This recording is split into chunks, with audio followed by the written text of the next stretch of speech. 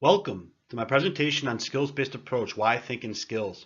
Skills-based approach is a methodology centered on the development of a skill set throughout a lifetime. This encompasses education, higher education, and a career. It is meant to simplify everything.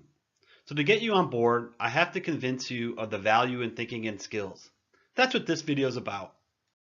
My usual preface for these presentations is to say that I work with an expanded definition of skills. I'm not just talking about the technical skills like in STEM fields, but I'm talking about transferable skills, skills that are transferable across subjects and disciplines. I'm also talking about soft skills, those related to emotional intelligence. I'm talking about foundational skills, thinking, problem solving, communication skills. Finally, sometimes I'm talking about behaviors and values too. In a recent survey, the Organization for Economic Cooperation and Development asked the question, time for the U.S. to reskill? And the answer was a resounding yes. They came out with 7 recommendations. First, a concerted effort is needed to address the skills. Second, substantial improvements are needed in initial schooling with adequate standards. The U.S. already has an extensive higher education system, but there can be improvements. Third, effective learning pathways are needed for young adults leaving high school. We are starting to experience growth in micro-credential and certification paths. Programs to address basic skills must be linked to employability. Adult learning programs should be adapted to diverse needs and effectively coordinated. 63% of low-skill adults in the U.S. are employed.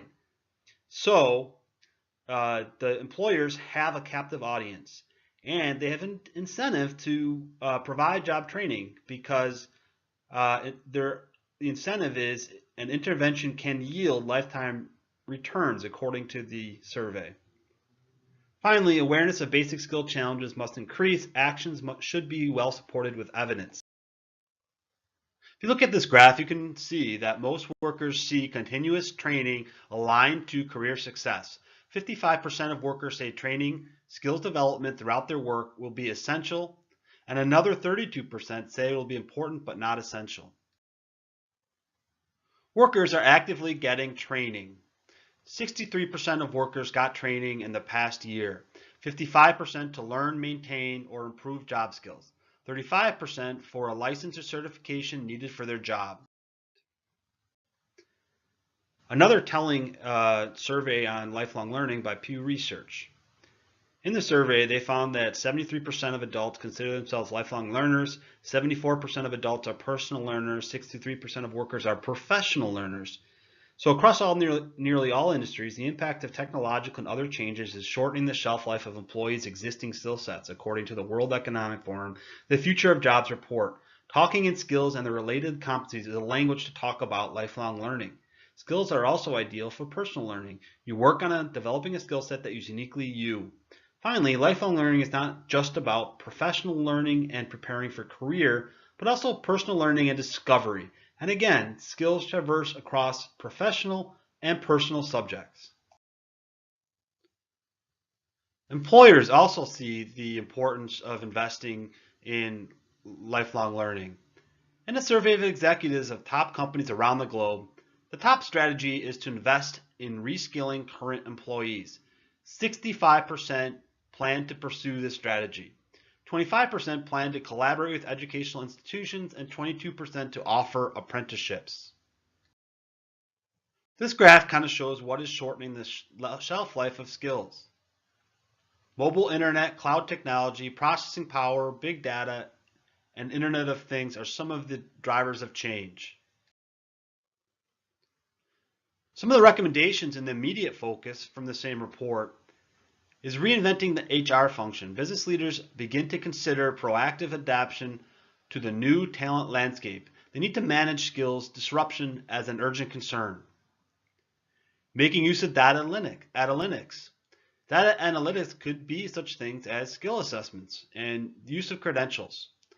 Finally, talent diversity. Build a new approach to workforce planning and talent management. A recommendation in the long term is rethinking our education systems. We need to accurately assess the actual content of learning. Thinking the assessment of skills would be a big step forward. Good skill assessments transcend across all education and career stages. And we should remove the attachment to grade levels and demographics as people are learning. Reduce learning obstacles based on zip code. We should incentivize lifelong learning. and cross-industry and public-private collaborations. Professionals will have to constantly reskill to remain relevant, and skills-based approach is the solution. I see there being a squeeze on higher education. Business leaders say 84% knowledge and 79% applied skill are very important in hiring decisions, compared to only 28% for a degree and 9% for college attended. This shows the value in thinking and skills. 33% disagree and 34% are neutral to the statement higher education graduates have the skills my business needs. And unfortunately, the students are like, whoa, tuition and fees rose by 439% from 1982 to 2010. Student debt is around $1 trillion. Truly, there needs to be a better communication between higher education and the business leaders who hire the future workforce. I hear the popular phrase, hire for character, you can train for skill. This kind of bothers me. I disagree with this statement. Sure, character is ideal, but I feel that anyone who has practiced a skill over an extended period of time and consciously applies that skill in every experience, that demonstrates character in of itself, and also quite a bit of diligence. And anyone who has spent 10,000 hours or so to master a skill, how can you not commend someone for putting that much investment into something particular?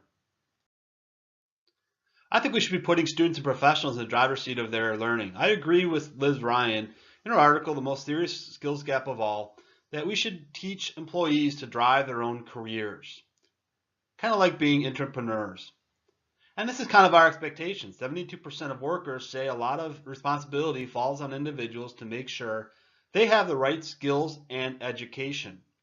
33% and 49% of American workers say it's extremely important and very important that they have access to training to keep skills up to date and that it's key to success for today's worker.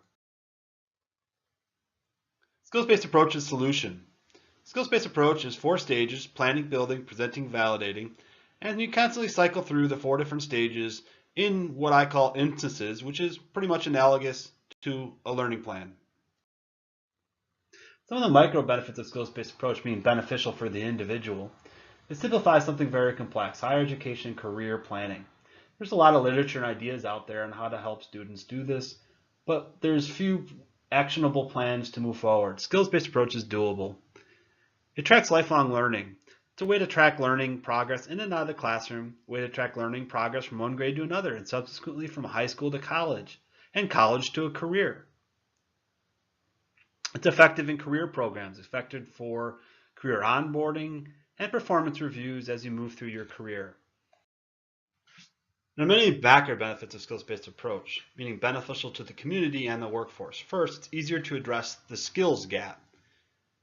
Once a demand for skills is made public, users can work through skills-based approach to acquire those skills. They can work in discrete tasks towards a goal to get a job in 3 to 5 years. Lifelong learning is a requirement. Skills is the way to talk about lifelong learning.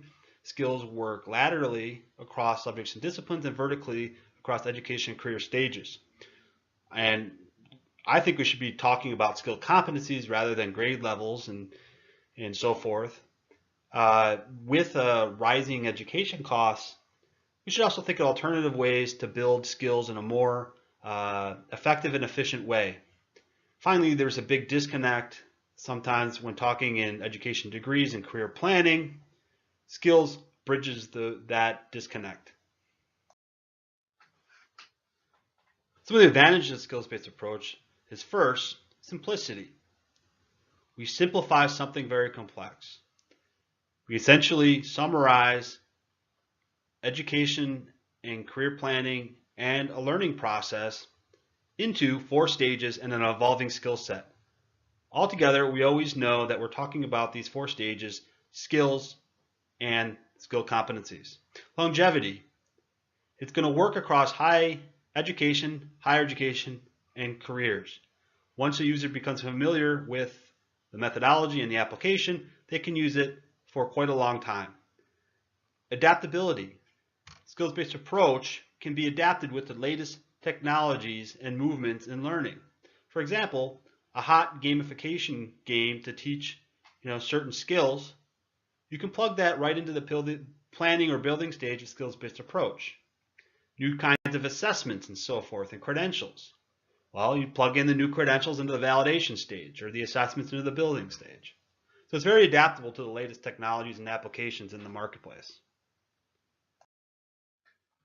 I believe in a skills culture. It's kind of like a learning culture with a growth mindset. I believe you can go out and learn any skill. And this is a sentiment captured in a survey where 67% of the respondents said you can learn a skill if you work on developing it and am determined to learn it properly. Skills are the verb of knowledge. In fact, I think every single experience you have, there's an opportunity to apply skills. It only takes 20 hours to learn a skill for your own needs. And it can take anywhere from 6 months to 8 years to truly master. Finally, feel free to join the discussion following in social media or Facebook. Please visit the website, Skills-Based Approach, skillsbasedapproach.com. This is an ideal platform for working with skills. I hope this presentation was useful to you. I hope you come to the same conclusion as me. We need to be thinking in skills for personal and lifelong learning, bridging education and career expectations, and addressing our workforce needs. As the Department of Labor says, skills are the ticket.